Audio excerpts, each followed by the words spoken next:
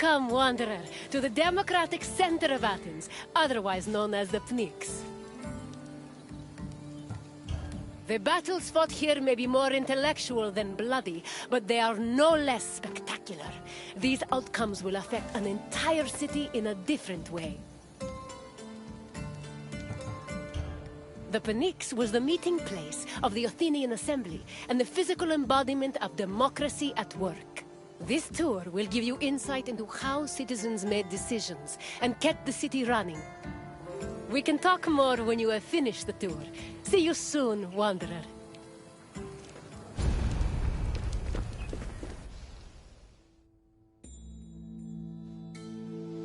The Athenian assembly was known as the Ecclesia. It met at the Pnyx 40 times a year to discuss various civic matters, and each session usually lasted a few hours. The word Pnyx is believed to mean something close to packed together. This was probably a reference to the fact that during meetings of the Ecclesia, the location would be filled to its capacity, with citizens packed in practically shoulder to shoulder. All male citizens were allowed to directly participate in the democratic process. Those over 20 years old had the right to speak and vote, while those over 30 could be elected to the higher position of magistrate. In total, there were approximately 30,000 citizens in Athens in the classical period. To draft and adopt decrees, 6,000 of them had to attend the meeting.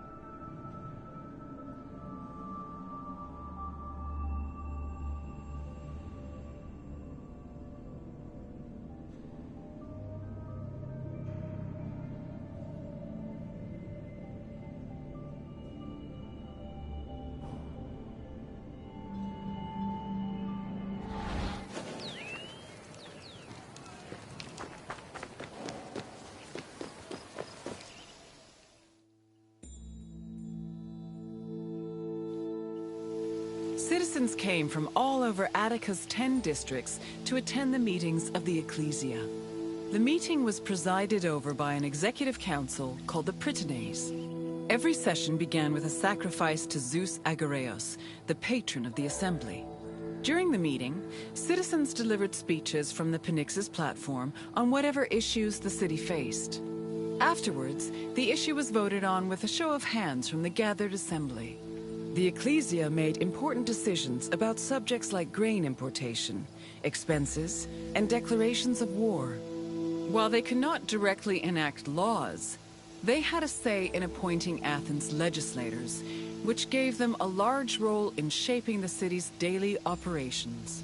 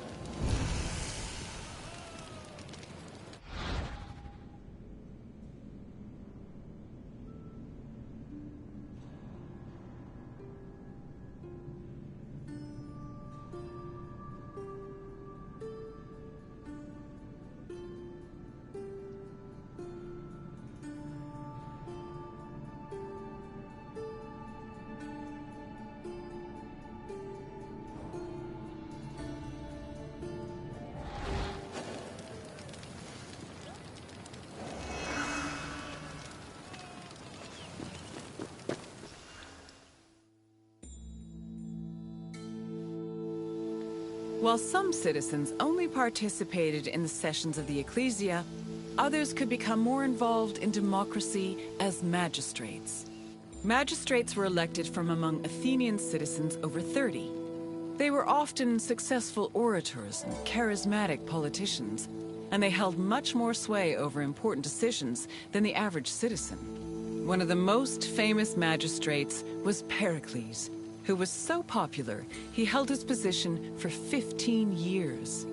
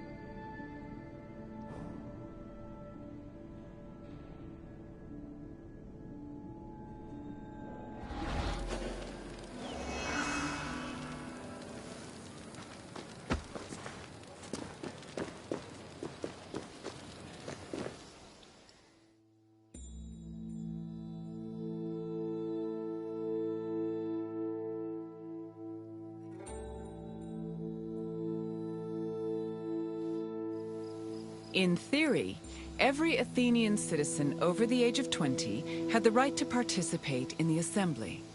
However, some of them lived far from the city, and others could not financially afford to miss a day of work to attend meetings. For these reasons, the city introduced a special allowance called a misthos ecclesiasticos in the 4th century BCE, meant to encourage participation. Originally, it was 2 obols, but the politician Cleon raised it to 3.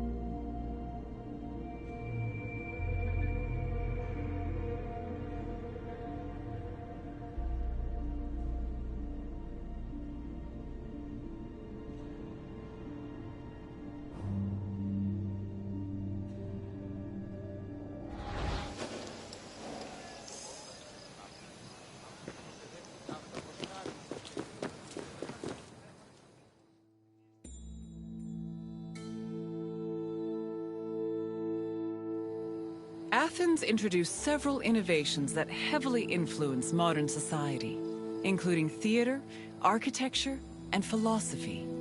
However, their greatest contribution was their democratic government, which introduced the concept of a city ruled by its citizens. The decision to adopt democracy as a government, a choice made in 508 BCE, shaped civilization as we know it, and continues to affect us today.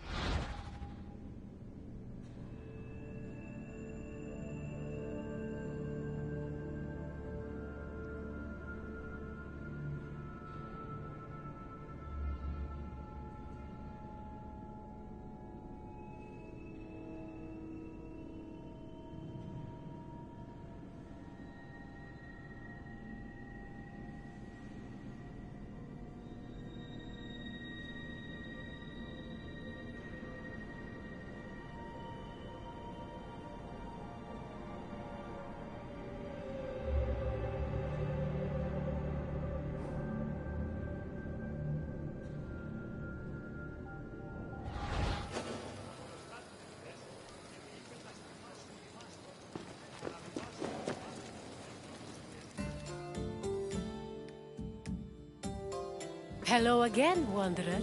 I trust you appreciated learning about the inner workings of the city. Is there anything else you'd like to do? Then let's start with a simple question. Approximately how many citizens were in Athens in my time? Yes, there were approximately 30,000 citizens in Athens, although the population as a whole was much larger.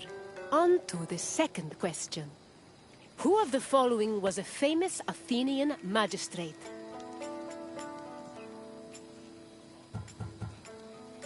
Yes, Pericles was an extremely popular magistrate who managed to keep his position for 15 years.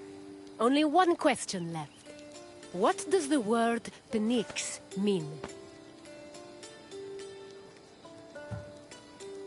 Correct. The Pnyx was usually crowded with citizens attending meetings of the Ecclesia. You know enough about democracy to be a politician yourself. Well done, Wanderer.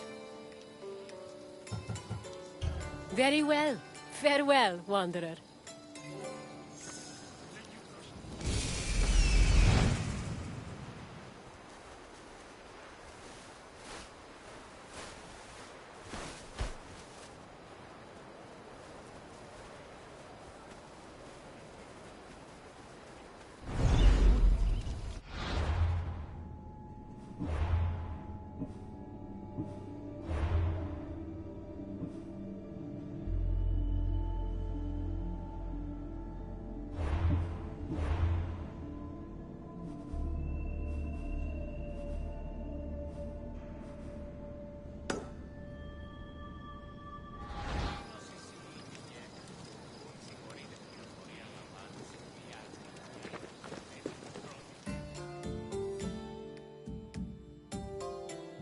Hello again, Wanderer. I trust you appreciated learning about the inner workings of the city. Is there anything else you'd like to do? It would be my pleasure to take you to your next destination. Follow me.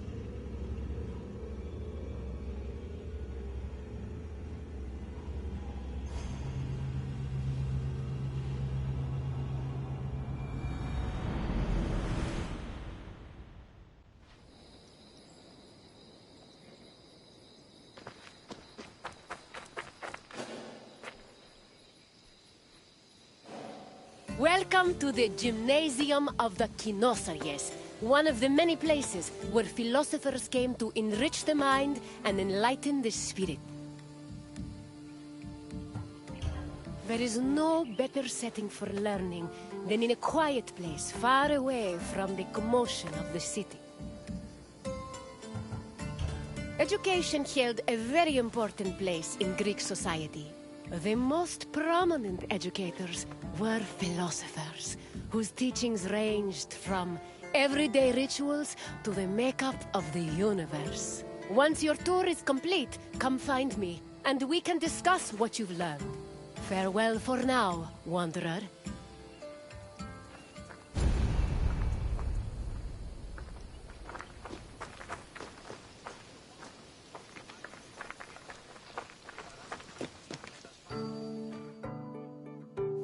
Philosophy comes from the Greek word philosophia, or love of wisdom. This concept was in direct contrast with philochromatia, love of money, and philotimia, love of honor. As of the second half of the 5th century BCE, Athens was known as Greece's capital of philosophy. Due to the rise of democracy, there was an increasing need for education beyond the basic subjects of elementary school.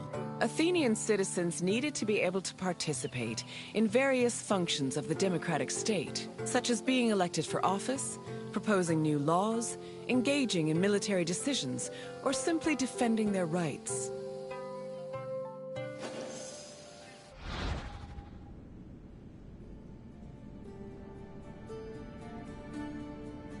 Philosophy comes from the Greek word philosophia, or love of wisdom. This concept was in direct contrast with philochromatia, love of money, and philotimia, love of honor. As of the second half of the 5th century BCE, Athens was known as Greece's capital of philosophy. Due to the rise of democracy, there was an increasing need for education beyond the basic subjects of elementary school.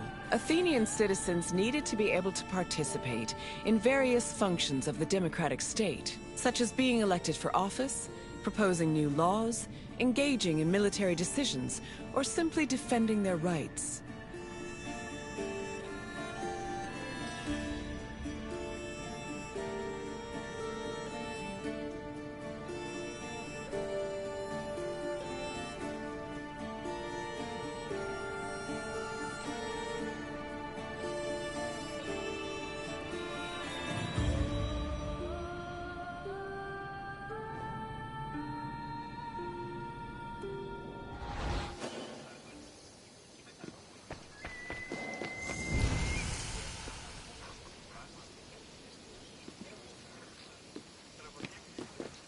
Originally, Athens had no official school buildings for higher education. Sophists and philosophers taught either in private homes or in public spaces like the theater. To recruit young pupils for long-term curricula, they also held classes in gymnasia, where young Athenians underwent physical training.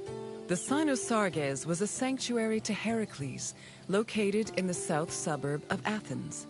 At the beginning of the 4th century BCE, Antisthenes used this sanctuary as a teaching spot for his school of philosophy, the aptly named Cynicism.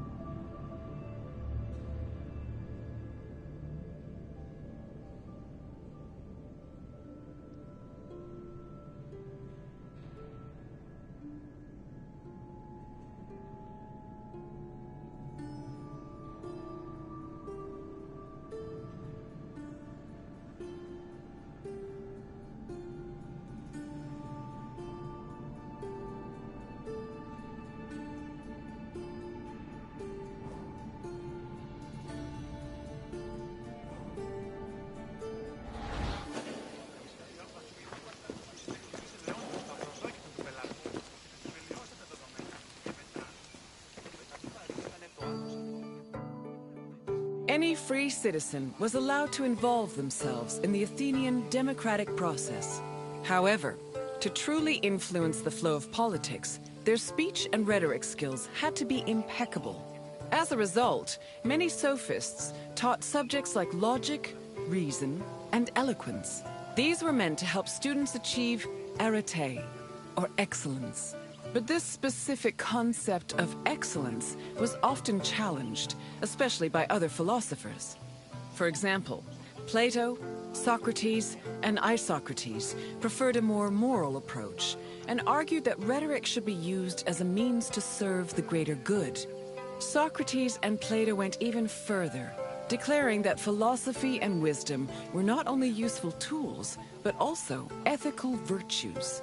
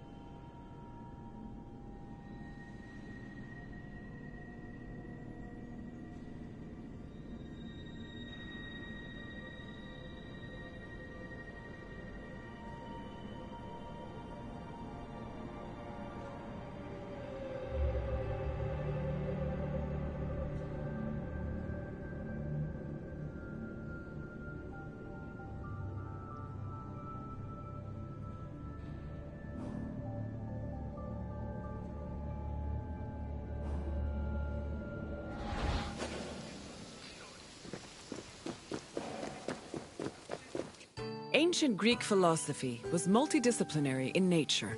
In addition to wisdom and logic, philosophers also studied and taught math, geometry, music theory, and even medicine. For example, the philosopher Prodicus wrote a treatise called On Human Nature, where he outlined various explanations on human physiology. Philosophy's influence was also great enough to affect medicine. Hippocratic physicians were known to incorporate philosophical ideas into their work, and the treatise On Airs seems to be influenced by pre-Socratic theories on air being the first principle of the universe.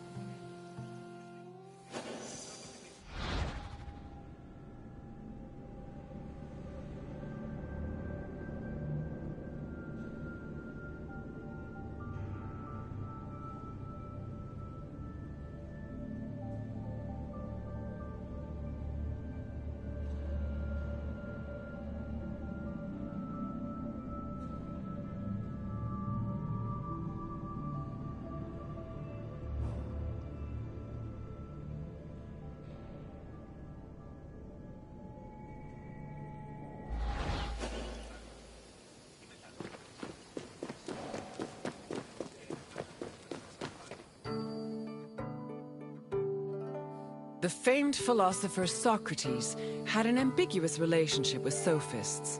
In Plato's dialogues, Socrates is portrayed as being in constant opposition with the famous sophists of his time. Aristophanes' comedy, The Clouds, meanwhile, depicts Socrates as a sophist himself, constantly demanding payment for his teachings. Socrates was in fact very poor and made no money off his teachings. He also differed from the sophists in that while they only taught aristocratic youths, Socrates taught everyone, regardless of station. Unfortunately, his controversial ideas and practices did not sit well with the city of Athens, and he was eventually tried for impiety.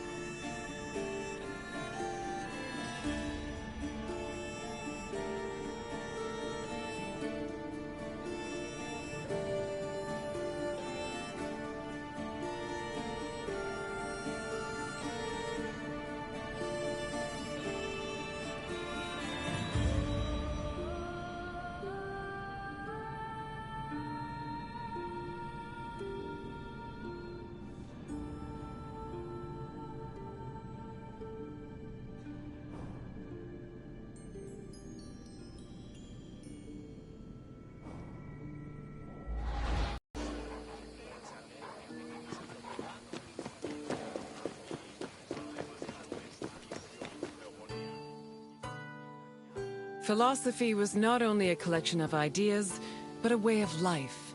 According to philosopher Pierre Hadot, his ancient counterparts had a daily regime of spiritual exercises to combat their passions, doubts, and illusory beliefs. These exercises included meditation on death, contemplation of nature, or speaking with a friend or mentor.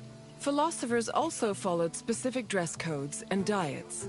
They were also part of a community of masters and students. These communities were created and strengthened in schools. Plato founded such a school in the early 4th century BCE, when he purchased a property in a grove just outside of Athens. The school was designed to groom students into philosopher citizens who could eventually rule the city in a measured and fair manner. It followed its own rules and was open to both male and female disciples.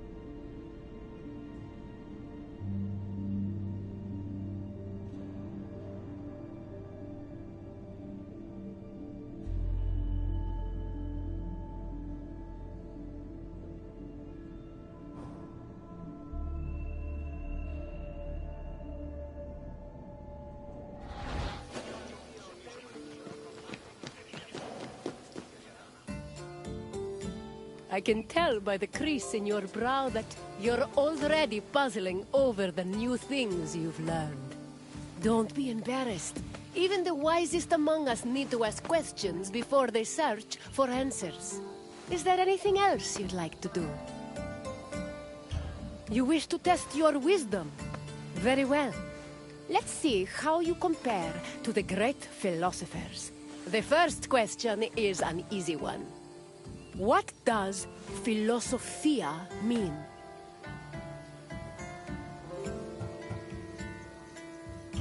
Correct. Philosophia referred to the love of wisdom. Time for the next question. The Kynosarges was a sanctuary dedicated to which Greek hero? Correct. It was the mighty Heracles. Now, for the last question. Which play by Aristophanes portrayed Socrates as a sophist?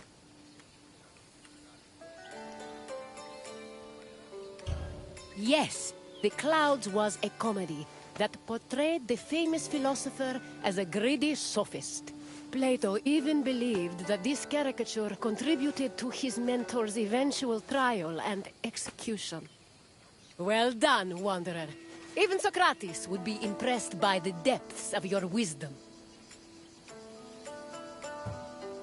As you wish, Wanderer. Safe travels.